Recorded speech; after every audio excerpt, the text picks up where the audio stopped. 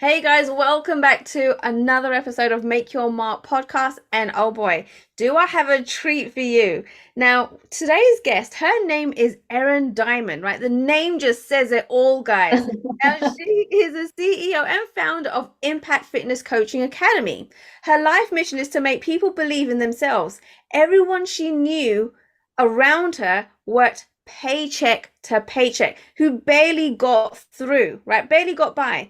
Now she's turned the love of fitness into a seven-figure online fitness coaching business and now helps other fitness enthusiasts and professionals do the same. Oh my goodness, Erin, I am so excited to have you here today. Yeah, thanks so much for having me. I really appreciate it. Absolutely. Now, I would love to hear, and I'm sure our audience would love to hear, how you got to this point in business, right? There must have been a journey, some ups and downs you went through because people just don't wake up one day with a thriving business, right? Yeah. I always appreciate that question, and I always like take people through the journey because I think one of the biggest problems we have in business and in life, frankly, is we're comparing our behind the scenes to everybody's highlight reel. So we see all the wins and all the successes and all the things on Instagram. But I love podcasting for this reason because you can ask the question, you can go deep. So if you're listening to the podcast right now, let that be your filter of information. Stop looking at the 30-second highlight reel on Instagram. Go Right. deeper. But actually yesterday, April 2nd, 2013 was the day that yesterday was the 11-year anniversary from when I left my corporate job. Oh, So that was congratulations. cool to realize. Yeah. So 11 years ago is kind of when the journey started. Honestly, it started even before that because I started laying the groundwork prior, but definitely not an overnight thing that happened to build a multiple seven-figure business. But if I take you all the way back, I graduated college. I said, all right, I really want a safe, secure, steady job with benefits. My parents, we grew up lower middle class. And we just always had struggle with money in our household. So my solution to not do that was just to have a secure job. I was always going to have a paycheck. I was always going to be able to depend on it. And I did that. So I graduated with a degree in health information management and systems, which essentially just means like it's sort of like business administration and healthcare kind of thing. Well, I got a job at a medical software company and I absolutely hated my life. I was like, oh my gosh, is this really what I'm going to do every single day? Sit in this cubicle and talk about something that I just do not care about at all. And I Wow. thought there was something wrong with me because I was like, everyone else around me is doing it. They're seeming to be fine with it. Like you just be grateful, just appreciate that you have a job. And I just couldn't, like my soul was dying on the inside. Oh So I no. eventually was like, well, if I am going to hate my job so much, I'm at least going to have a hobby that I enjoy. And that hobby was fitness. And so I started competing in fitness competitions. I started like going to group fitness classes, different things like that. And the moment my life really changed was to realize that I could get paid for something that I actually cared about. The first moment I'll never forget it that I received a paycheck as a group fitness instructor. I was like, wait a minute, that I can actually put these two things together. Maybe there's a way out. So it was like I didn't know before, but the minute I realized that, that's kind of when everything changed. So then I started posting online, started sharing my journey online, started slowly accepting online clients. I made so many mistakes along the way. I didn't really know what I was doing. But I came to the market kind of early. In 2013, there weren't a lot of online fitness coaches. There are a lot of online fitness coaches now, and my business has since evolved since then. And gosh, the methods that I was doing back in 2013 would not work for our students today. I'm like embarrassed, like looking at the stuff that I used to do, but it worked back then.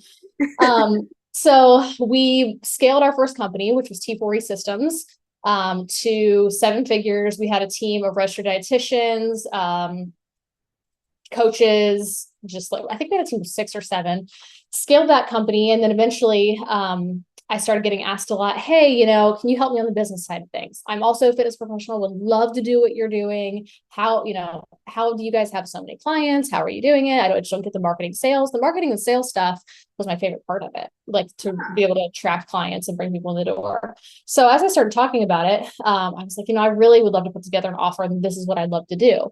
So I Mhm. partnered with my now husband on the offer, and that's kind of how IFCA was born. So that was in 2017.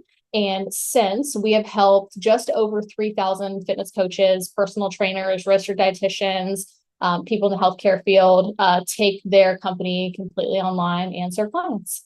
Oh, wow. Okay. Now, I've got so many questions from what you just, right? Like, okay.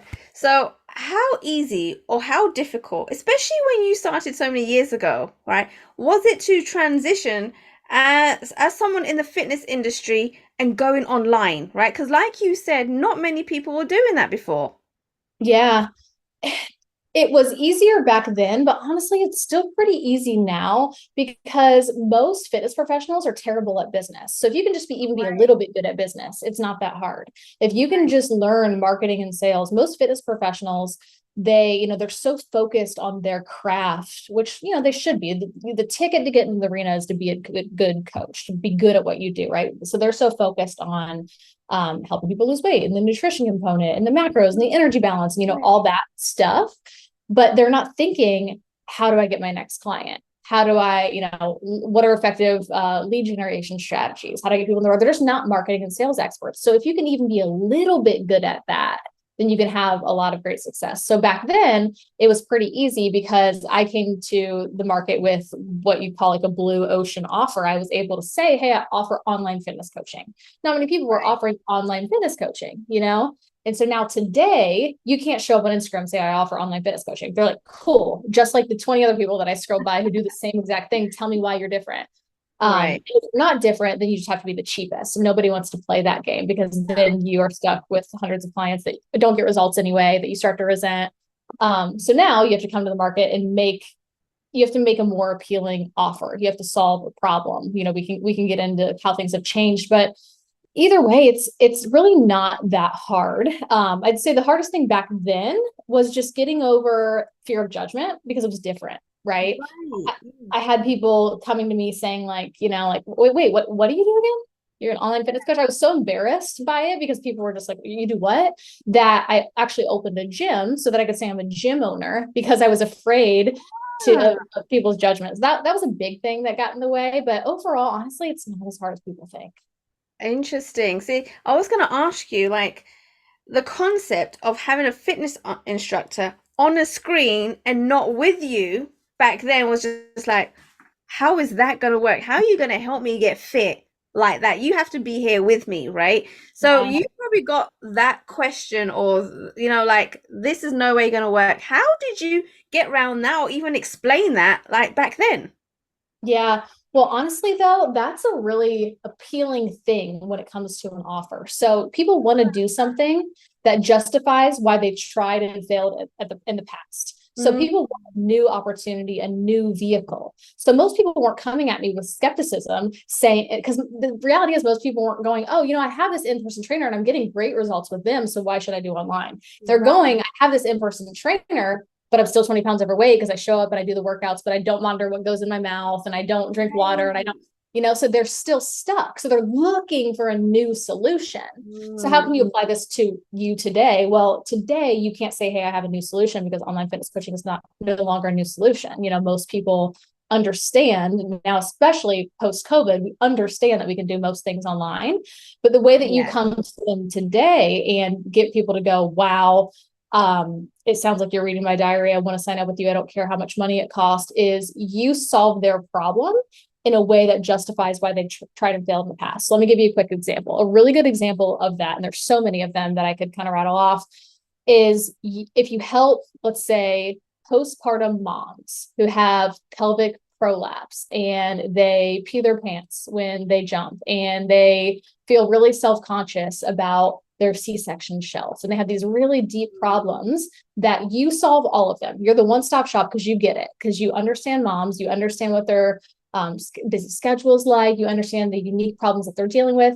You package an offer with all of that. They're no longer looking for a fitness coach, and they're not saying, well, you're more expensive than the last person. They're saying it doesn't matter. I'm not shopping on price here. You solve my problem. So really, the same thing applies as it applies back then. It's just like have a better offer than the rest of the market. Wow. Okay. I'm so distracted by Einstein over your shoulder because like he's intently listening to what you're saying. Little guardian angel. I love it. Awesome. So basically, what you're saying, it was just in the languaging and how you make the offer and how you explain it to your clients. Really, yeah, business can be pretty simple. Have an Yeah. offer. Have an offer that you can ethically charge a good amount of money for because you're solving a big, painful, one person's unique problem, and then find a way to get leads to that offer. Like that's there you have a business. And then there you're making money. And then of course a bunch of problems pop up after that. But those are the two things. And that's where most people get stuck, right? They're thinking their problem is lead generation. Nobody's reaching out. Well, nobody's reaching Right. out because you're not solving a problem that's worth solving. It's because you've made yourself a commodity and you're not speaking to that market of one and solving one person's really painful, expensive problem. Right. Oh, interesting. Oh, I love that. And out of interest, do you still have the gym? No, no, I had the gym for about 5 years and then finally didn't turn a profit at all. Not in the whole 5 years. Now, if I could go back today, I probably could, but why would I when we have the ability to have online offerings and not Right. have tons of overhead, you know? But yeah, I let go of the gym in 2018. Oh my goodness, I love it. Now, explain a little bit about your method, right, and how you help professionals, athletes, people in the fitness industry, because you already mentioned that they're good at doing fitness, they're good as a coach, but they're not necessarily good as business owners. Yeah. Well, what's so interesting about our space is there's low barrier to entry, which means there has to be high levels of innovation, right? So anybody can pop up tomorrow and say, and they do, they pop up every day. They say, I'm a business coach who helps fitness professionals because, you don't have to take an exam. You don't have to have any credentials. Like, doesn't matter. Unlike a lawyer, you can't just pop up and say, hey, I'm practicing law today. So with law, there is lower innovation that happens. The law doesn't change all that often. And when it does, it goes through an arduous process to change. But in our business, if you would have asked me, how we help fitness professionals 6 months ago, would have had a different answer because we have to evolve so quickly because the market changes so fast. So I'll tell Right. you what's working in 2024. What's not working? Well, start with what's not working. What's not working as well in 2024 is what we call posting and praying. What used to work back when I got into the space, and even into like 2019, is I post some content, I make a call to action, I message people in my DMs, I could like talk to them about getting on a call with me. People were much more receptive to content because they weren't as inundated with it. Instagram and Facebook reach is down 60% since 2019. Oh, So if no way. yeah, I mean, you've probably noticed, right? I'm sure I know I have. Like our team has, a lot of our clients have felt it. I mean, to be fair, I don't use Instagram or anything like that. I'm like Facebook, YouTube, podcast. Right? Got it. That's actually that's better. That like if you want to ask me what platform to use, I'd ask like who your niche is, what your offer is and stuff. But Instagram's hard. Instagram's especially hard in the fitness space because for a lot of reasons that we don't really have to get into. But Instagram, Facebook reach is down 60%. So what do we do now in 2024? We need to evolve. And so what we are teaching inside of IFCA is we like to teach our students to bring people over to SMS and email. And we have a software that does it, or it's like all done through AI, which if you think about it, of open rate for SMS is like 95%. If you get a text message, you're opening it. As Yeah. compared to people, like you post something on Instagram and less than 5% of your audience sees it.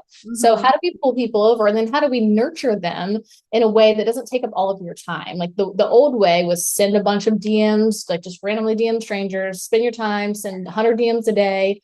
Now with the evolution of AI, we don't have to do that. Like AI can actually do that for you through a software that we have inside of our company. And it's not like they're going to set all your appointments and close your clients and coach your clients. Like we're not there, nor will we ever be. But they can assist in the process and nurture. So that's one thing we're teaching today. But you might be saying, okay, cool. That's how I would nurture all the leads. How do I get them in the first place? How do I Right. get new attention and get new eyeballs? Well, old way, we used to be able to post things on social media and it would go viral and they would reach new people. That's just tough. That's just a tough strategy. It's not a predictable strategy. What we really like to do is utilize IG growth ads. So you can spend a little bit of money. And if you're tracking data on the back end of your business, you spend the money in a way that you're making a 5x return. So I put this little bit of money in to attract new leads, to convert them on the back end. So those are a couple things that we're doing and teaching our students these days in terms of like lead generation and actually converting those leads into clients. Awesome. I love it. Now, you mentioned the little two-letter word AI, right? Like that is huge now. And so I'm so glad you mentioned it because that just tells me you're embracing it because there's still a lot of people out there You that have to. they're fearing AI, right? So what kind of things in the fitness industry do you look at when using and implementing AI? Yeah. How unfiltered can I be on this podcast? I should ask. Totally unfiltered. Okay, I want to give you a hilarious analogy. Okay. When it comes to AI, people who are afraid of AI are like the guys who are afraid of using a vibrator because they think the vibrator is going to take their job. No, the vibrator is your friend, right? AI is your friend. You can use AI as your copywriting assistant. You can use AI as your sales assistant. You can use them in just so many different ways. And Chat GPT is really just like when we think of AI, I think we only think of Chat GPT. I know I did for a long time. But gosh, if you think that's the only thing, it's kind of like thinking Google's the only part of the internet, right? No, there's softwares that are being developed. You can talk to what seems like a human in real time. I also used to think AI was just like sequences, where it's like, okay, like how you have an email sequence. I used to think, well, okay, people are calling that AI now. No, no, no. It's not really a sequence where you say this and they just spit something out to you no matter what 12 hours later. Could be actual intelligence, like Right. interpreting what somebody's saying and then asking the next intelligent question. And you can get really scared and go, oh my God, that's going to take my job. I don't think it's ever going to take the job of online fitness coaches or many service providers because the more we move towards technology and automation, the more people become starved for human connection. And it's like meant to assist and do absolutely everything else. It will get rid of certain jobs, and that's fine. That just means that you have to be more of a thinker rather than a doer. Oh my goodness, we have to think now? Oh my Yeah. goodness. Right. Awesome. Now, you've mentioned some of the things that, where fitness people in the industry aren't very good at business, but when you actually buckle down with clients, right, and you know that they're not very good at business, what are some of the downfalls or some of the things that keep coming up, right, that just doesn't work, right, when it comes to the fitness industry now? Like when you're working with your clients, what kind of things keep coming up or misconceptions are there out there? Yeah, like on the business side of things, like what's Yeah. stopping the business from growing. Yeah. Um, most of the time it's the person and it's their beliefs Mm. around something. I was just talking about this on an open office hour call that I had with our students, where this particular call, what I do is I have they submit a sales call and then I pull up the recording and I go through it and I listen to it, and it's usually a call that they didn't close and they want to get better at having the sales Right. conversation. So I'll stop at every point of the call and say, hey, this was great, but I would have said this here, or this is great, but like on the script it has this. And usually it's not that someone doesn't know how to follow a script or a proven framework, because anybody in IFCA, they have all the tools to succeed. Right.